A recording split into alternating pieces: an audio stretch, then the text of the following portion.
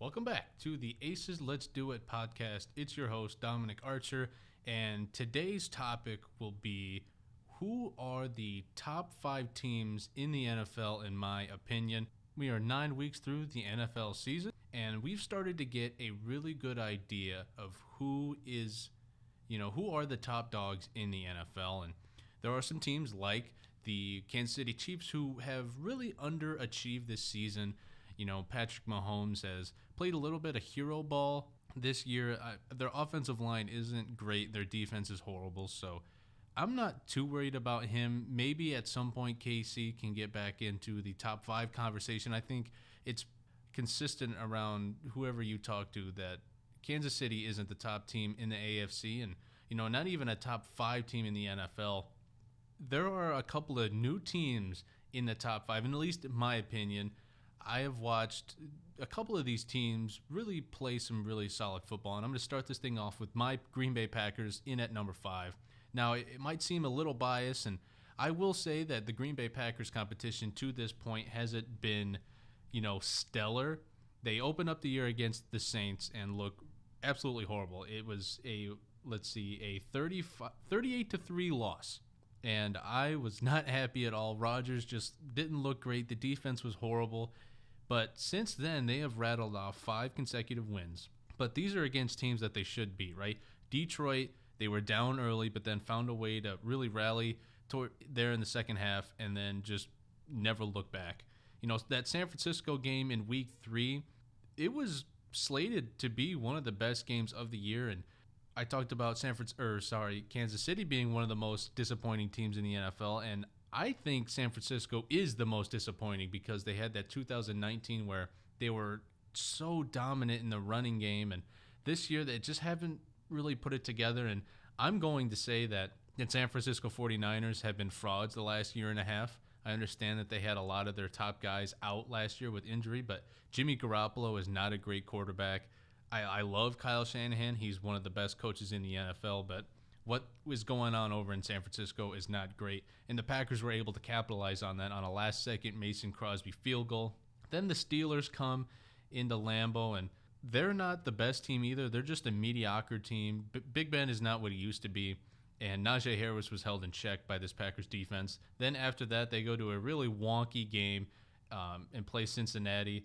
In overtime, there were like 5 missed field goals, and it was just a horrible game right at the end. And I wasn't too confident that they were going to be able to play well against the Bears in week 6, but they came out, they looked really good.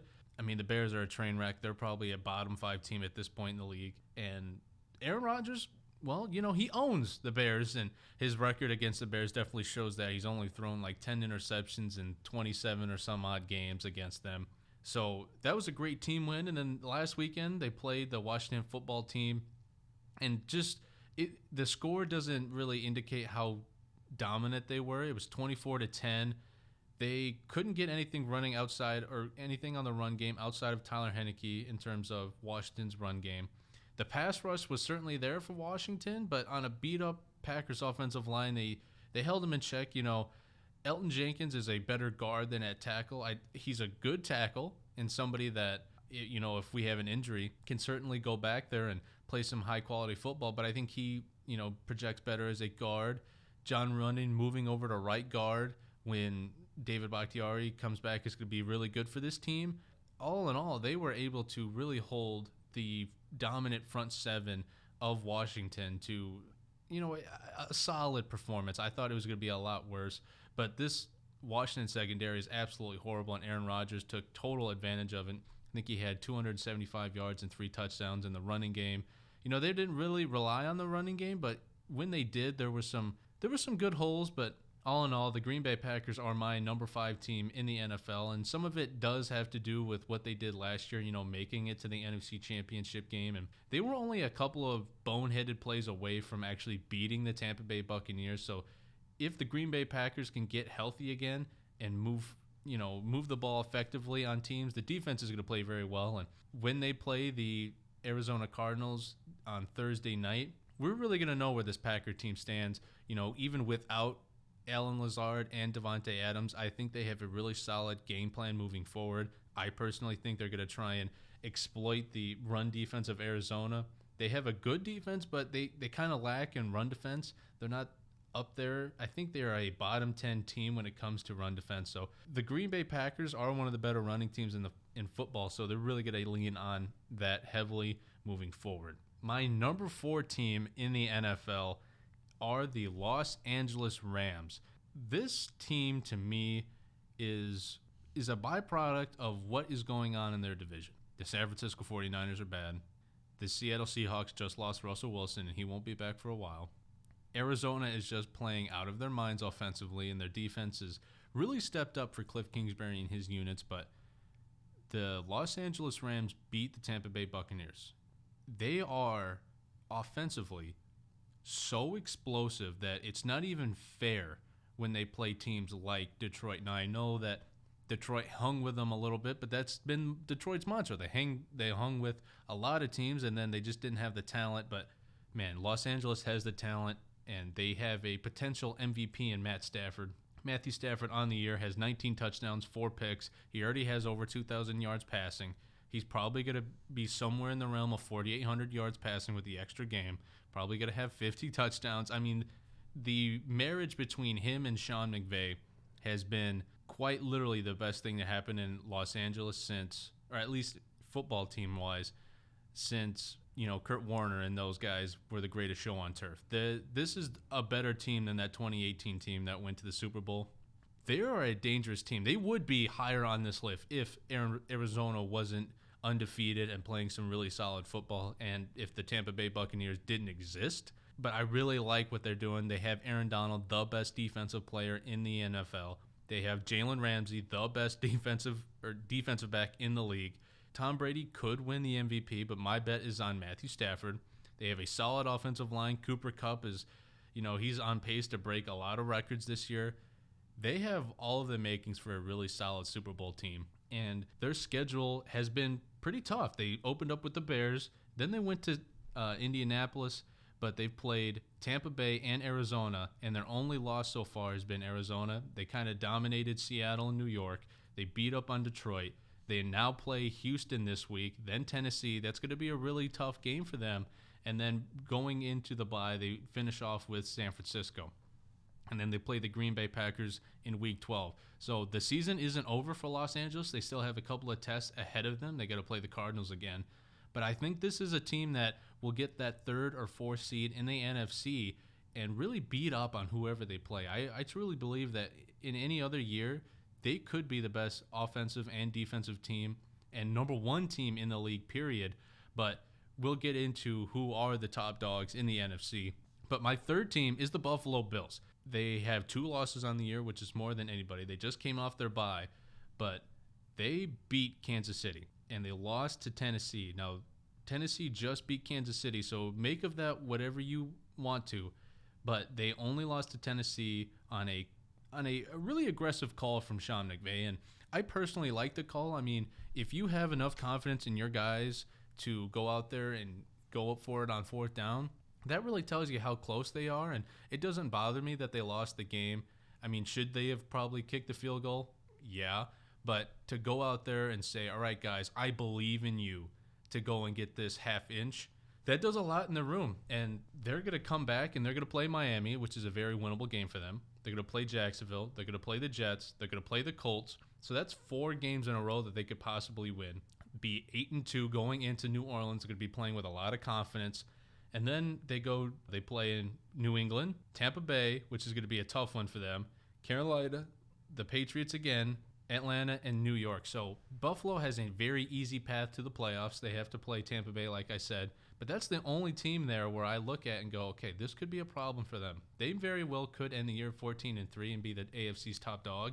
And I don't know if anybody's going to challenge them for going to the Super Bowl. I thought the Browns were going to be able to, but the Browns have just been a little bit underwhelming this year. Kansas City hasn't been playing very well. The top dog in the AFC is the Bills, but in terms of NFC, it's just there's no comparison. Buffalo's going to make it to the Super Bowl, I truly believe, but they're going to have a tough time winning a chip. And it's because of these 2 teams ahead of them, starting off with the Tampa Bay Bucks. Now, talent-wise and just position by position, Tampa Bay probably is the best team in the NFL. But there are a couple of concerns, especially when you start talking about the running game. Now, Bruce Arians is a guy that likes throwing the ball all over the yard, and that's not really worried about. Leonard Fournette has come back and played some solid football for them this season. But outside of him, I'm not too confident that, Ronald Jones, Keyshawn Vaughn, Giovanni Bernard, they can provide a solid second back to, Leonard Fournette, who's got over 400 yards and 4 touchdowns this year. He's averaging over 4 per carry. But I'm not willing to bet that if someone can stop Tom Brady, and it's going to be very tough to stop Tom Brady, but I don't know if they can lean on the running game and be very, very good. The interior of this offensive line is their weak point. I see Alex Kappa as a guy that a lot of defensive coordinators are trying to scheme up to see how they can exploit him. And I have seen him this year kind of lose in pass protection. I mean, they have Tristan Wirfs, who's probably the best right tackle in football. Donovan Smith has had his best season this year. They have Ali Marpet in at guard. They have the best offensive line unit in football, but Alex Kappa is definitely the weak link there. And a lot of people have been trying to scheme him up. I've seen defensive tackles really wreck his day. And, Tom is so great that he gets the ball out so quick so he can kind of mask some of Alex Kappa's, problems. But if this team gets in a 3rd and long and you're playing the Rams and Aaron Donald lines over Alex Kappa, it's going to be a very tough task for them. But, I mentioned him, Tom Brady, the GOAT.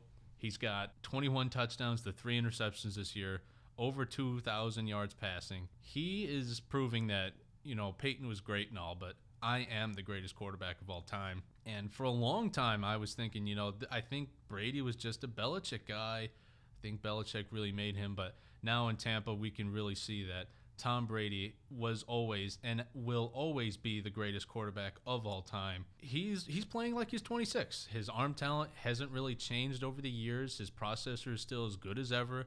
I mean, he's not the most mobile guy in the world, and he's never been that guy, but he's got a great pocket presence. He moves outside when he needs to and makes the throws that a lot of guys can't. So when it comes to Tom Brady, there's really nothing else to say outside of he's got 7 rings and no one else has that. And he just threw his 400 or 600 touchdown pass the other day. So that's another thing that he's got that no one else has. And let's talk about the defense for a second. This is a defense that is the best. This unit is quite literally one of the greatest units of the last decade. Shaq Barrett was a guy in Denver. Then he bounced around, I think, for a year and a half, then finds a home in Tampa Bay, and he's been the best pass rusher in the NFL the last 2.5 seasons. They also have Jason Pierre-Paul. One of my favorite players in the NFL is Vita Vea. He's just a huge guy, elite run stuffer, and he even gets after the quarterback a little bit. This defense has playmakers all over it, and you don't want to play Tampa Bay. And the only reason why they're in at number 2 is because the number 1 team in the NFL is Arizona.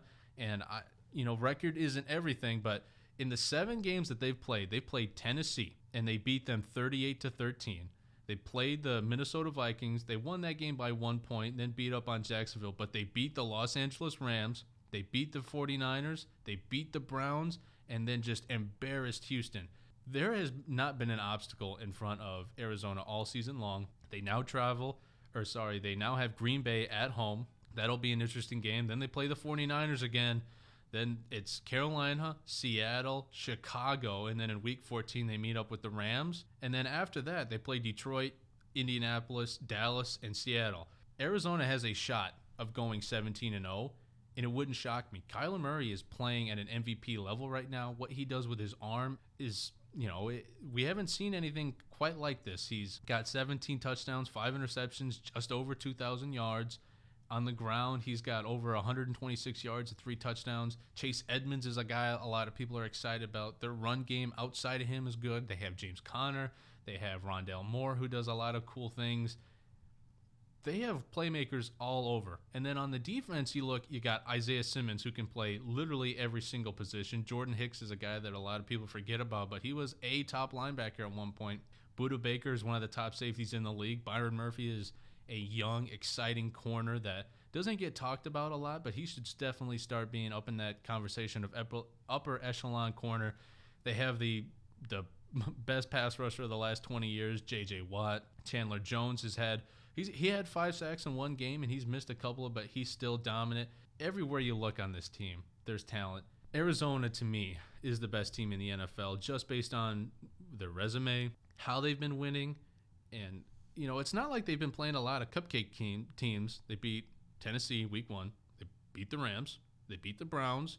And moving forward, they're the only 2 games on their schedule that are going to be rough for them are Green Bay, but Green Bay's down their top 2 pass catchers, and the Rams. And that's, that could very well be the NFC Championship game, is the Arizona Cardinals and the Los Angeles Rams.